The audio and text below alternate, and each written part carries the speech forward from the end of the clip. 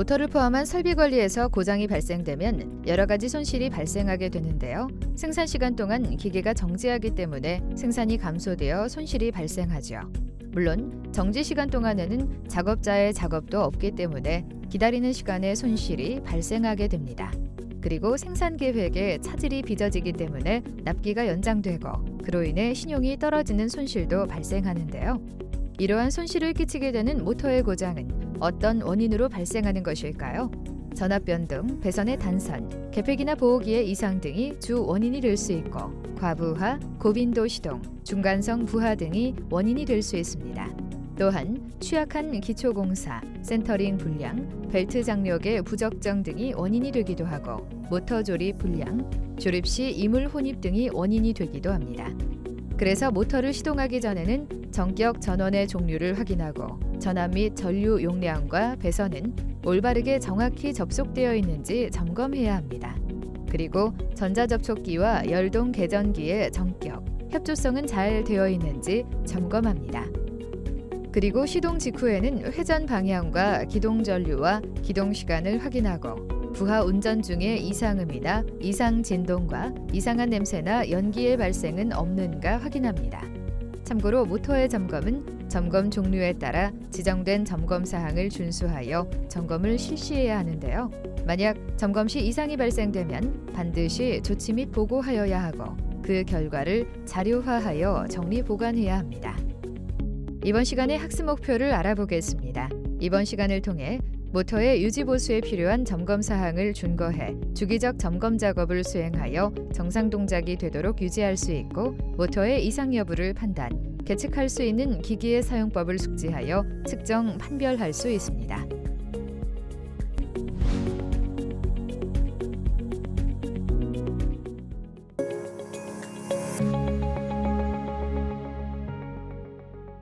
교수님, 모터 유지 보수에 대해서 왜 배워야 되는지 이유가 궁금한데요. 예를 들면 로봇은 명령에 따라 움직이면서 인간보다 오랫동안 살아간다고 생각을 많이 하는데요. 하지만 사람도 아프면 약을 먹거나 병원의 전문적 치료를 받지 않습니까? 로봇도 고장이 발생하지 않으면 좋겠지만 로봇의 한 동작에는 모터 1개 이상의 구성이 되어 있습니다. 그래서 고장이 나면 수리를 해야 정상 동작이 됩니다. 그런데 모든 모터나 기기는 정상적으로 사용하지 않으면 수명 기간 이래에도 고장이 발생할 수 있는데요. 고장이 발생되면 기계가 정지하므로 감산생산으로 인한 손실과 정지 시간 동안 작업자가 작업을 없어서 기다리는 시간의 손실이 발생합니다. 그리고 일정 기간 사용하게 되면 부품이 노화되면서 고장이나 기능 저하를 일으키게 되는 거죠. 게다가 여기에 그치지 않고 사고로 연결될 수 있기 때문에 사고를 예방하는 차원에서 보자면 매우 중요하다고 볼 수 있습니다. 그렇다면 모터 점검은 사고 예방 차원에서 하는 거라고 봐야 하는 건가요? 그렇다고 볼 수 있습니다. 모터의 점검은 사람을 치면 일종의 건강검진이라 할 수 있는 건데요. 우리가 아침에 일어나면 자신의 컨디션을 체크하는 것처럼 회사에 출근하면 기계들을 모닝 셋업 시켜주는 것입니다. 교수님, 그러면 점검의 종류에는 어떤 것들이 있는지 말씀해 주세요. 네, 점검에는 일일 점검, 일상 점검, 정기 점검, 정밀 점검, 특별 점검이 있는데요. 방금 얘기한 것처럼 아침이나 매일 일정한 시간에 점검하는 것을 일일 점검이라고 합니다. 만약에 이때 이상이 발생하면 정밀 점검을 통해 내부 진단을 하게 되는데요. 그래서 이러한 점검은 전기 설비나 제어 기기에 안전하고 튼튼하게 해서 설비의 효율을 높여주는 것입니다. 그리고 일상 점검은 작업 시간 시작 전, 사용하기 전에 또는 작업 중에 실시하는 점검을 말합니다.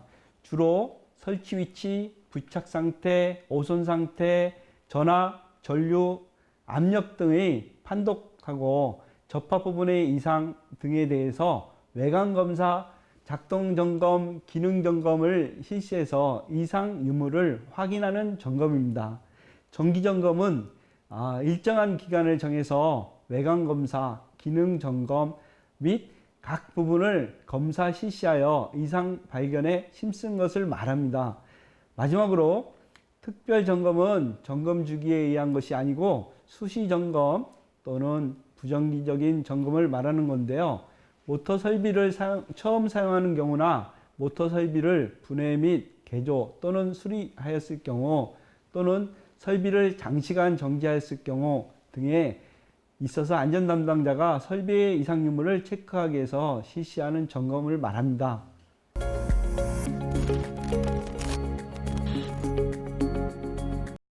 모터를 포함한 설비 관리가 고장이 발생되면 생산 시간 동안 기계가 정지하기 때문에 감산 생산으로 인한 손실과 정지 시간 중 작업자의 작업이 없어서 기다리는 시간의 손실이 발생합니다. 또한 가동 중 모터가 고장이 발생하면 가동 중에 투입된 원재료의 손실이 발생되고 제품의 품질 저하와 제품 불량에 의한 손실이 발생합니다. 그래서 체계적인 모터 및 설비 관리로 얻어지는 효과로 목표한 생산 계획을 달성할 수 있고 작업 능률이 증대되어 생산성이 증가합니다. 그리고 돌발 고장의 감소로 수리비 지출도 감소합니다.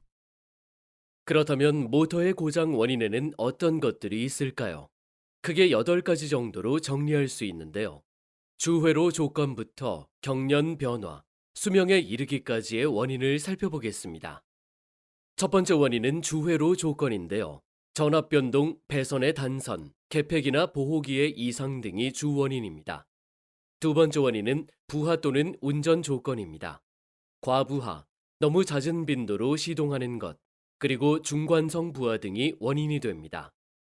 세 번째 원인은 주위 환경 조건입니다.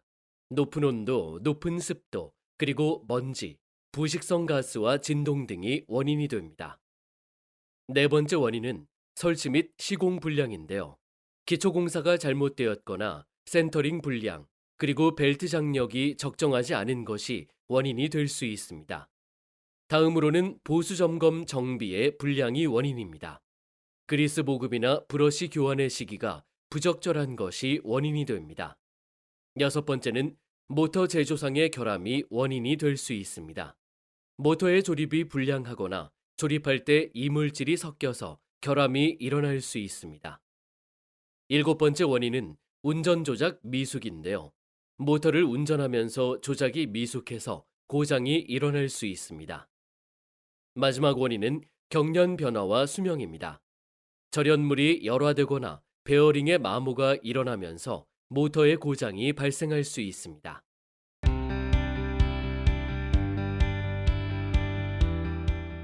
이번 시간에는 모터 수리에 대해서 알아보겠습니다.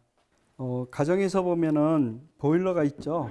거기에 보일러실에 여러분이 들어가신 분이 있고 안 들어보신 분이 있는데 산업용에도 보일러가 대용량 보일러도 있고 그런데 여러분들이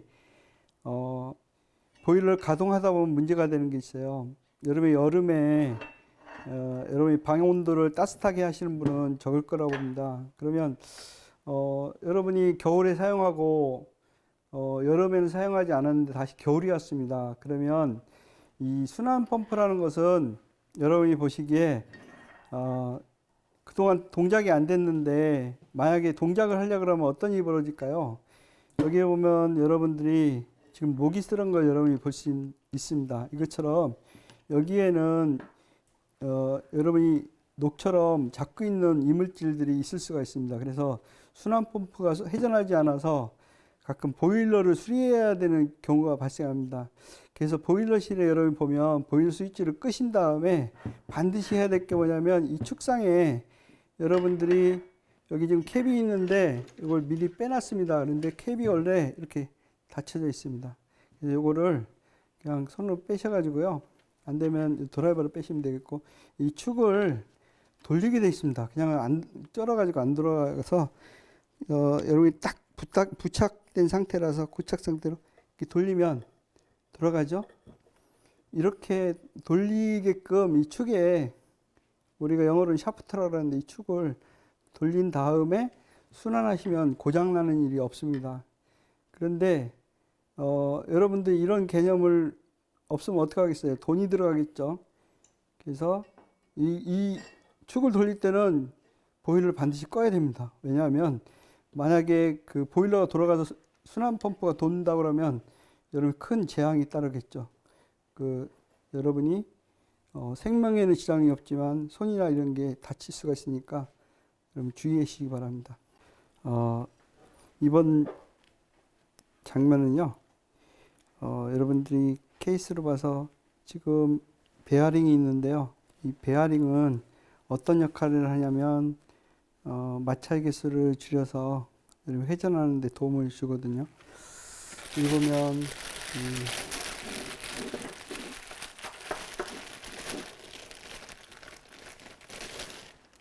베어링이 이렇게 여러분 새 겁니다. 새 제품이 있는데 이 제품에 보면 흠집이 없죠. 육안에 봐도. 그리고 이쪽에 보면 많이 이그러진 걸 볼 수 있습니다. 이때 여러분이 이 베어링은 어디 있냐면 이 축에 회전을 돕는 거거든요. 그래서 그 전동기를 분해할 때는 반드시 인덱스 롯이라 해서 우리가 체크를 합니다. 그래서 두 점을 체크해서 일치점을 보게 되어 있습니다. 자, 그러면 이 모터를 분해하겠습니다. 여러분이 보면 뒤에 카바가 있습니다. 그래서 여러분이 분해할 때는요, 반드시 천이나 수건, 융으로 여러분들이 깔아주시고요. 부속이 없어지는 일이 없도록 가지런히 놓기 바랍니다.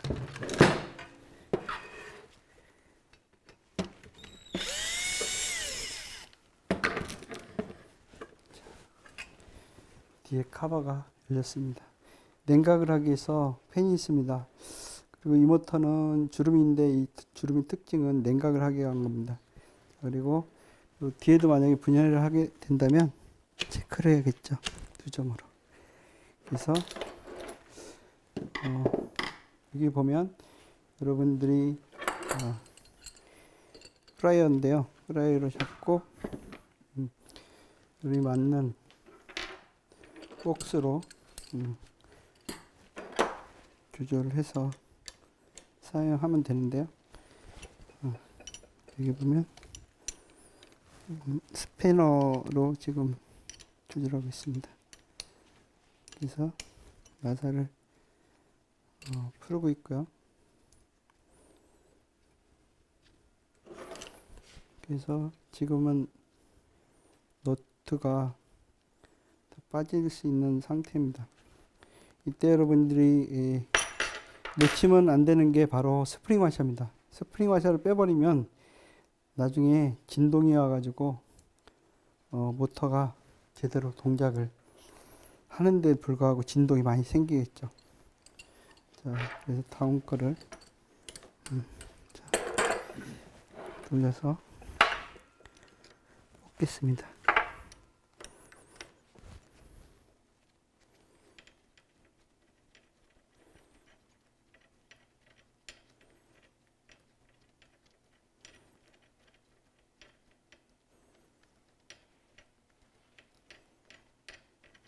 손을 받치고요.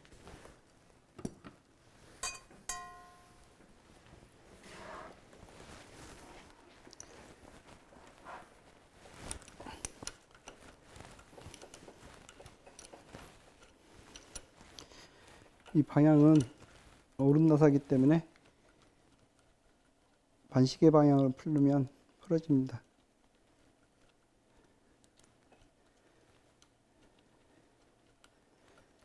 자, 여기도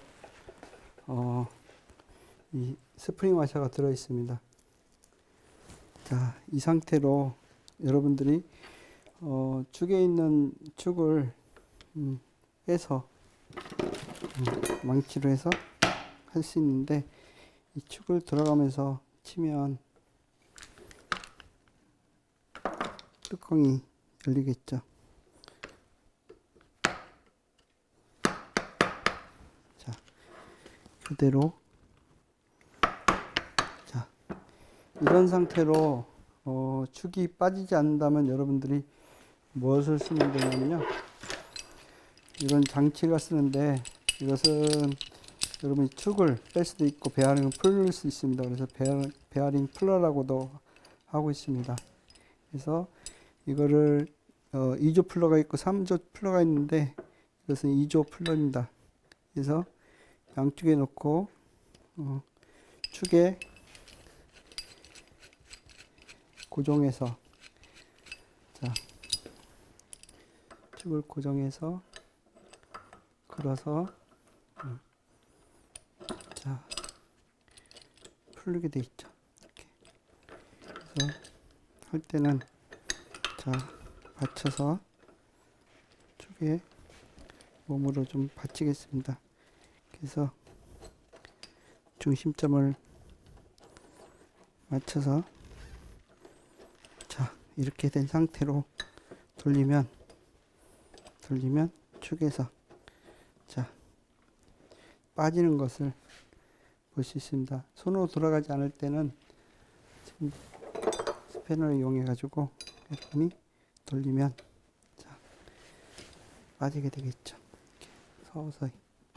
자, 그래서 여기에 보면 여러분이 베어링이 있는 걸 알고 있습니다. 그래서 이 베어링이 어떻게 뽑냐? 그냥은 안 뽑아지죠. 그래서 전과 동일하게 지금 베어링 풀러로 축을 잡는데 주의할 사항은 여기에 이제 코일이 있습니다. 이게 이제 여러분 계자라고 하는데 스테이터라고 하고요. 이 코일이 소선되면 이 모터를 못 쓰게 되고요. 만약에 소선됐을 때는 이 코일을 대감기를 해야 됩니다. 그래서 코일을 감아서 쓸 수밖에 없으니까 주의해서 사용하시기 바라고요. 베어링 풀 때는 2조 풀러를 맞게 조절해서 걸어서 돌려서 축에다 놓고 샤프트에 보면 센터 구멍이 있습니다. 여기서 돌리면 되는데 이때 여러분이 주의할 사항은 항상 코일이 소선되지 않도록 해주시고요. 또 하나 잘 걸렸는지 확인해야 됩니다. 그래서 떨어지는 일 없게 하고요. 손으로 자 공구를 써서 여러분들이 베어링이 자 풀리게끔 자 해야 됩니다. 그래서 지금 베어링이 나와야 되는데요. 자 오래돼 가지고 지금 딱 소리 났죠. 지금 나오고 있습니다. 베어링. 자.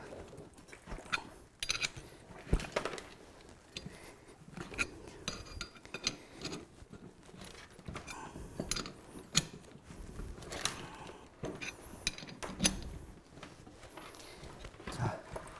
그래서 지금 보면 옆에 측면에 보면 지금 베어링이 많이 나온 걸 볼 수 있습니다. 자, 그래서 공구를 돌려서 자 이제 보면 자 축에서 베어링을 뺐습니다. 그랬더니 베어링 상태를 이제 보고요. 근데 새 제품을 꽂으려고 그러니까 문제가 발생했습니다. 왜냐하면 이 축이 녹이 많이 들어서 이런 경우는 어떻게 하냐? 여러분이 사포를 구매해 가지고 빼빠라고도 하는데 사포라고도 하고요. 이걸 여러분이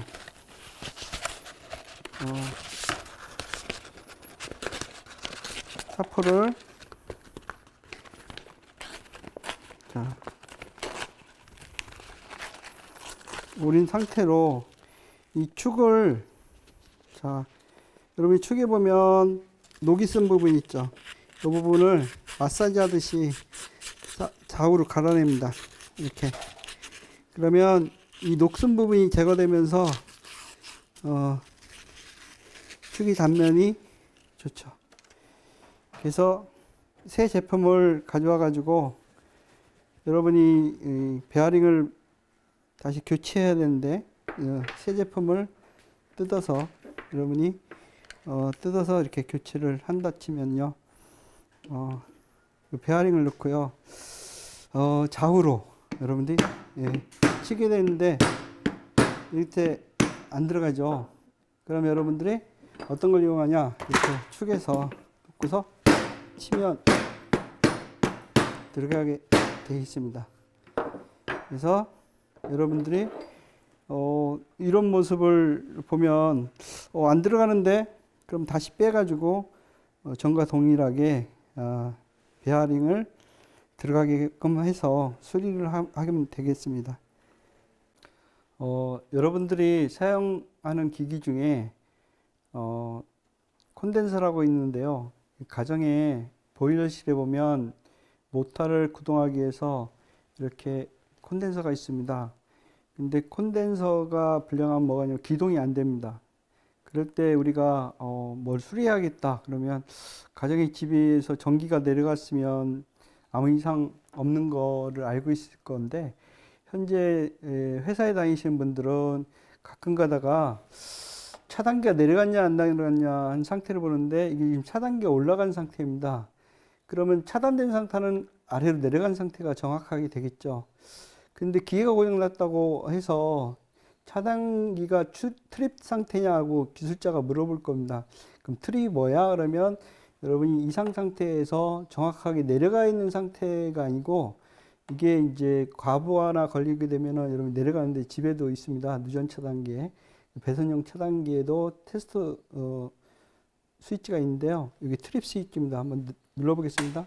그럼 어떨까요? 스위치가 정확하게 내려갔다고 볼 수 있을까요? 없을까요? 지금 내려간 상태도 아니고 올라간 상태 이렇게 까딱까딱거리죠?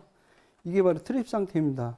이 상태는 완전히 올린다고 해서 올라가지 않는 상태가 발생하죠. 이럴 경우는 완전히 내린 상태로 소리가 나고 올려야지만 정상 투입이 되는 겁니다. 그럼 내린 상태는 또 까딱까딱하냐? 전혀 까딱까딱하지 않죠. 그래서 여러분들이 중간 트립 상태를 여러분이 확실히 확인한 상태로 전원이 내려갔으면 2, 3회 다시 재투입한 상태로 해서 기계를 수리하게 되어 있습니다. 그리고 여기 보면 MC인데 이 MC도 딱딱딱딱 소리가 날 수도 있고요. 이 접점이 고장이 날 수 있습니다. 그런데 보면 모터에서 이 고장났다고 보니까 콘덴서라는 놈이 나갔다고 그래요.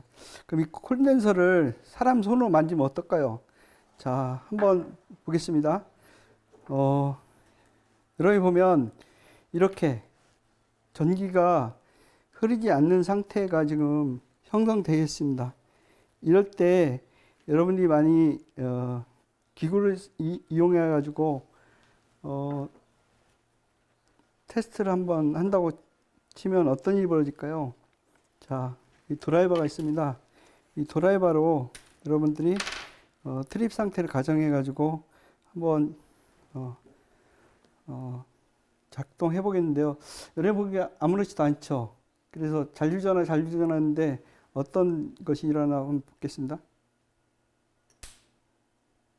지금 들으셨나요?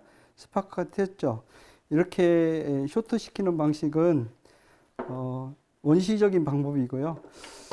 만약에 여러분이 이 콘덴서라는 것을 수리를 한번 하겠다 그러면 반드시 테스터를 가지고 한번 전압을 한번 확인해 보는 걸로 이렇게 하겠습니다. 전압이 얼마나 흐르길래 그렇게 위험하냐 그러면 50V 해놨을 때 얘가 얼마나 눈금이 확 올라가죠. 250에 한번 녹였습니다. 놨을 때 전압이 얼마나 올랐을까요? 200V가 220V가 흐르죠. 이렇게 위험한 기기가 바로 자, 드라이버로 가지고 좀 위험한데 자, 보셨죠? 굉장히 위험하죠? 자, 이런 상태를 경험하기 위해서는 절대로 분해하지 마시고요. 알면 테스터기로 반드시 체크하시고요. 잔류전환은 이렇게 전구를 연결해서 해야지 되는 것이 여러분의 안전을 유지하는 방법입니다. 모터의 시동 직후의 점검 사항은 7가지입니다. 회전 방향은 정확한지 확인하고 시동 전류는 정상인지 확인합니다.